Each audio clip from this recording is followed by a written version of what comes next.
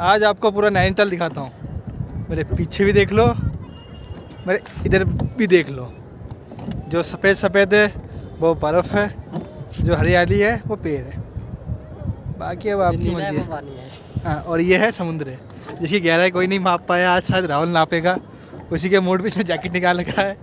ये देखो जैकेट है उसका। कह रहा डर के आगे जीत है, इसलिए आज माउंटेन ड्यू पी के आया था आते वक्त घर से। ब्राइटनेस ऑटो है